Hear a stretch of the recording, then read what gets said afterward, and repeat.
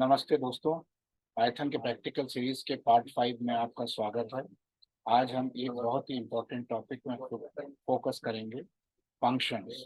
Functions Python की programming का foundation है जो कोड को ऑर्गेनाइज और रीयूज करने में मदद करता है। इस पार्ट में हम कुछ प्रैक्टिकल एग्जांपल्स देखेंगे और साथ ही साथ फंक्शन की स्टेप बाय स्टेप वर्किंग को ब्रेक डाउन करके समझेंगे। आप सीखेंगे कैसे खुद की फंक्शंस क्रिएट करते हैं, उनको टेस्ट करके, एग्जीक्यूट करके और करेंगे ताकि हम कॉम्प्लेक्स प्रॉब्लम आसानी से सॉल्व कर सकें।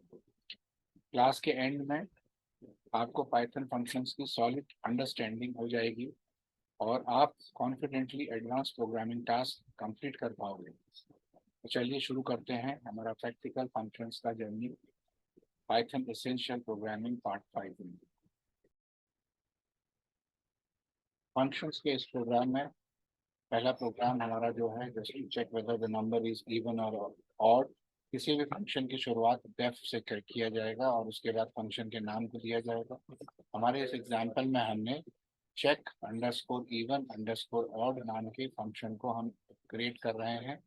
इस फंक्शन की आर्ग्यूमेंट की संख्या 8 है और जो नंबर ऑफ आर्ग्यूमेंट्स है 1 है, और उस आर्ग्यूमेंट को हम नंबर के फॉर्म में इसमें पास कर रहे हैं। जो आर्ग्यूमेंट हमने पास किया है इस फंक्शन के अंदर, अगर वो 2 से डिवाइड हो जाता है और उसका मॉड्यूलस 0 आता है, इट मीन्स वो वहां से रिटर्न करेगा even, otherwise it will return odd. Function को टेस्ट करने के लिए हमने यहाँ पे फंक्शन को टेस्ट करने के लिए फंक्शन के बाहर से प्रोग्राम के द्वारा, यूजर के द्वारा एक नंबर इनपुट किया है और उस नंबर को हम स्टोर कर रहे हैं नम नाम के वेरिएबल में।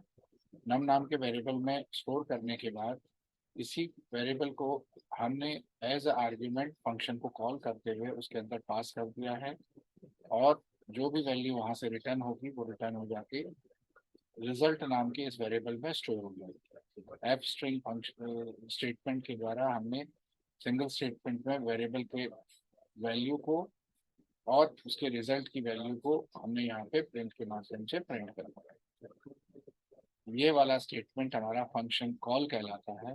यहाँ से हमने फंक्शन को कॉल किया है।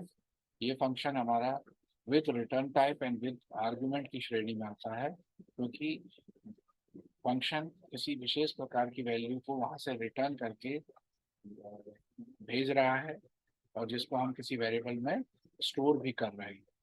और फंक्शन को कॉल करते वक्त उसके अंदर हम लोगों ने आर्ग्यूमेंट या पैरामीटर दिया है और वो पैरामीटर की वैल्यू यहाँ से उस फंक्शन के अंदर जा रही है। इसका मतलब नम की वैल्यू नंबर में पास होगी और इस प्रकार ये हमारा फंक्शन उनके रेडी हो चुका है और हम इसको एग्जीक्यूट करके देखते हैं। फंक्शन यहाँ पे ऑनलाइन कंपाइलर में लिख लिया है और लिखने के बाद जैसे ही हम एग्जीक्यूट कर रहे हैं, आप देखेंगे कि नंबर अगर इवन है तो इवन प्रिंट कर रहा है और ऑड है तो ऑड प्रिंट कर रहा है। इस एग्जांपल में हमने एक चेक अंडरस्कोर इवन ऑड नाम के फंक्शन को बनाया है, डिफाइन किया है। डिफाइन करने के लिए डिफाइन कीवर्ड यूज किया जाएगा। सारे स्टेटमेंट को इंडेंटेशन के साथ उसके अंदर लिखा जाएगा और उसी प्रकार जो भी वैल्यू यहाँ से रिटर्न हो रही है वो रिटर्न स्टेटमेंट के द्वारा यहाँ से वापस उसी वैल्यू में रिटर्न होगी जहाँ से इसको कॉल किया जा रहा है। और इसको कॉल हमने यहाँ पे लाइन नंबर 12 से एग्जीक्यूट किया है, तो ऑटोमेटिकली इसका मतलब जो भी इंफॉर्मेशन इसके पास आएगी वो इस रिजल्ट में स्टोर हो जाएगी। चलिए हम अगले प्रोग्राम की तरफ जाते हैं। उसी प्रोग्राम को हमने यहाँ पे दूसरे तरीके से जो है बनाया है। अब की बार इसमें हमने वैल्यू ऑड और इवन को रिटर्न ना करके, टेक्स्ट को रिटर्न ना करके, हमने यहाँ से 1 और 0 को रिटर्न किया है। फंक्शन इज अंडरस्कोर इवन नाम से बना के नंबर को एज अ पैरामीटर उसमें पास किया है। अगर वो नंबर 2 से डिवाइड हो जाता है तो डिवाइड होने के बाद उसको कंपेयर किया जाएगा 0 के साथ। अगर वो उस 0 के साथ मैच कर जाता है तो यहाँ से रिटर्न होगा 1, नहीं तो रिटर्न होगा 0। प्रोग्राम में हमने नंबर में यूजर के द्वारा इनपुट किए गए वेरिएबल को ले लिया है।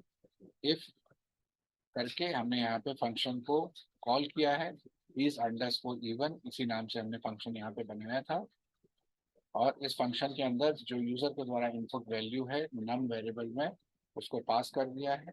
और पास करने पे वहां से फंक्शन एग्जीक्यूशन के बाद वहां से वो वैल्यू ट्रू या फॉल्स रिटर्न करेगा।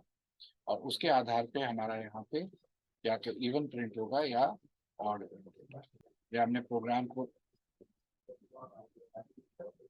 लिख लिया है, और लिखने के बाद हम इस प्रोग्राम को यहाँ पे एग्जीक्यूट कर रहे हैं। और देखिए एग्जीक्यूशन में वो जो है रिजल्ट आपको दे देगा। अगला प्रोग्राम हमारा just to find the square and cube of the number using the user defined function. हमने डेफ करके उस फंक्शन को बनाया है। फंक्शन का नाम यहाँ पे कैलकुलेट अंडरस्कोर पावर को रखते हुए उसके अंदर सेम एक सिंगल पैरामीटर नंबर वेरिएबल के फॉर्म में दे दिया है। प्रोग्राम के अंदर हमने यहाँ पे स्क्वायर और क्यूब दोनों कैलकुलेट किए हैं। स्क्वायर करने के लिए नंबर को 2 बार मल्टीप्लाई किया है, क्यूब के लिए 3 बार मल्टीप्लाई किया है। उसके आधार पे हमने फंक्शन के अंदर ही नंबर को, स्क्वायर को, क्यूब को प्रिंट किया है। और साथ ही साथ हमने स्क्वायर और क्यूब की वैल्यू को यहाँ से रिटर्न भी किया है। फंक्शन को टेस्ट करने के लिए देखिए हमने फ्लोट में नंबर को लेके, जो भी नंबर हमने फ्लोट में लिया है और उसके बाद फंक्शन को कॉल किया है। फंक्शन को कॉल करने के बाद मल्टीपल पैरामीटर्स में, मल्टीपल वैल्यूज में S Q comma C B नाम के 2 वेरिएबल लेके उसमें एग्जीक्यूशन के बाद स्टोर कर दिया है। एस क्यू में स्कोर की वैल्यू आ जाएगी, स्क्वायर की वैल्यू आ जाएगी, और सी बी में क्यूब की वैल्यू आ जाएगी। Thereafter it will print -25 time, एक लाइन की तरह ये ड्रॉ हो जाएगी। और उसके बाद स्क्वायर और क्यूब को एफ स्ट्रिंग की वैल्यू के साथ करते हुए एक लाइन ड्रॉ दोबारा करेंगे। और फंक्शन को हमने बिना किसी वेरिएबल में स्टोर किए भी हम चाहें तो उसको एग्जीक्यूट कर सकते हैं, कॉल कर सकते हैं। और यहाँ पे हमने उसको किसी वेरिएबल में उसकी रिजल्ट को ना बिना स्टोर किए हुए कॉल किया है। जबकि यहाँ पे हमने जो 2 वेरिएबल की वैल्यू जो रिटर्न की है उसको स्टोर किया है। तो इसका मतलब हमारे पास ऑप्शन है, चाहे तो हम उनकी रिटर्न वैल्यूज को किसी वेरिएबल में स्टोर करते करते हुए उसको जो है कॉल करें, या चाहे तो बिना किसी वैल्यू को स्टोर किए हुए बिना किसी वैल्यू को स्टोर किए हुए उसको एग्जीक्यूट करें। चलिए इसी प्रोग्राम को हम चला के देखते हैं। हमने प्रोग्राम लिख दिया है। लिखने के बाद हमने यहाँ पे जो भी नंबर हम देंगे उसके आधार पे ये कैलकुलेशन हो गया। अगर आप देखें तो इमीडिएटली हमारा प्रोग्राम टेस्ट द फंक्शन के नीचे से एग्जीक्यूट होना शुरू हुआ है। इसने हमसे नंबर एग्जीक्यूट करके पूछा। हमने नंबर एंटर किया 6। नंबर के 6 एंटर करने के बाद अगला स्टेटमेंट है फंक्शन को कॉल करना। फंक्शन को कॉल करने के बाद एस क्यू और सी बी में स्टोर किया गया है। फंक्शन को कॉल करने पे उसका स्क्वायर और क्यूब निकला, और निकलने के तुरंत बाद उसने उन 3 वैल्यूज को प्रिंट की, नंबर, स्क्वायर और क्यूब। नंबर और स्क्वायर और क्यूब देखिए आउटपुट में ये हमारा प्रिंट हो चुका है। इसके बाद इसने यहाँ से वैल्यू स्क्वायर और क्यूब को रिटर्न किया है। स्क्वायर और क्यूब रिटर्न होने के बाद यहाँ से ये इस एस क्यू और सी बी नाम के वेरिएबल में स्टोर हो गया है। स्टोर होने के पश्चात आप देखेंगे तो हमने एक लाइन ड्रॉ की है, वो लाइन हमारी प्रिंट होगी। और लाइन के प्रिंट होने के बाद हमने यहाँ पे उन दोनों को, स्क्वायर और क्यूब को, जो वेरिएबल में वैल्यू स्टोर हुई है रिटर्न करने के बाद, उसको हमने प्रिंट किया है। वो भी बहुत बढ़िया तरीके से प्रिंट हो रहा है। लाइन को ड्रॉ किया है to just to make it more clearer. तो हमने इसी फंक्शन को दोबारा से कॉल किया है without storing the information which ever is return from the function. बिना किसी उसको किसी में स्टोर किए हुए हमने उसको कॉल किया है। कॉल करने की सूरत में फंक्शन के अंदर कैलकुलेट होने के बाद जो 3 स्टेटमेंट में नंबर, स्क्वायर और क्यूब प्रिंट हो रहे थे वो प्रिंट हो चुका है। तो ये प्रोग्राम भी हमारा बहुत अच्छी तरह से एग्जीक्यूट हो गया। आइए चलते हैं अगले प्रोग्राम में। अगला प्रोग्राम हमारा है रिकर्सिव फंक्शन का। Recursive function to find the factorial of the number. Recursive function का मतलब वो फंक्शन जिस फंक्शन को हम डिफाइन करते हैं और डिफाइन करने के बाद the same function is executed और called executed again within the same function. It means calling the same function within the function is basically called as recursive function. किसी सेम फंक्शन को उसी फंक्शन के अंदर दोबारा से अगर आप कॉल करते हैं तो वो रिकर्सिव फंक्शन कहलाता है। जैसे इस एग्जांपल में देखिए डिफाइन फैक्टोरियल n। ये फैक्टोरियल फंक्शन का नाम फैक्टोरियल डिफाइन कीवर्ड के साथ शुरू होता है। आर्ग्यूमेंट सिंगल आर्ग्यूमेंट पास किया है, एन नाम की वेरिएबल को पास कर रहे हैं। If the value of N is equal to 0 और N is equal to 1, it will return 1, otherwise it will return the value of N multiplied by factorial of N minus 1। ये factorial N minus 1 यहाँ पे दोबारा से call हो रहा है, जबकि हम ये फंक्शन डेफिनेशन के अंदर ही कॉल कर रहे हैं। इस तरह के फंक्शन को रिकर्सिव फंक्शन बोलते हैं। हमने नंबर को इनपुट किया, नंबर को इनपुट करने के बाद इस फैक्टोरियल में उस नंबर को दे दिया। नंबर को देने पे वो नंबर यहाँ आएगा, कैलकुलेट होगा, मल्टीपल टाइम कॉल किया जाएगा, और एट द एंड वो जो भी वैल्यू रिटर्न करेगा वो रिजल्ट में स्टोर हो जाएगा। इस प्रकार के फैक्टोरियल की वैल्यू को प्रिंट करने के लिए हम रिजल्ट को प्रिंट कर सकते हैं। यदि आप रिकर्सन के फंक्शन को स्टेप बाय स्टेप देखना चाहते हैं तो आप उसको बड़ी आसानी से देख सकते हैं। आप देखिए रिकर्सिव ब्रेकडाउन हमने यहाँ पे दे दिया है। नंबर से 0 तक ये लूप चलेगा डिक्रीजिंग ऑर्डर में। नंबर से 1 तक चलाना है, इसलिए हमने 0 लिखा है। If I is equal to number, अगर आई एन के नंबर के बराबर है तो वहां पे एफ स्ट्रिंग के द्वारा उस आई और फैक्टोरियल के सिंबल के साथ वो आई मल्टीप्लाई आई माइनस 1 प्रिंट कर देगा। अगर आई की वैल्यू ग्रेटर देन 1 है तो वो आई मल्टीप्लाई आई माइनस 1 प्रिंट करेगा।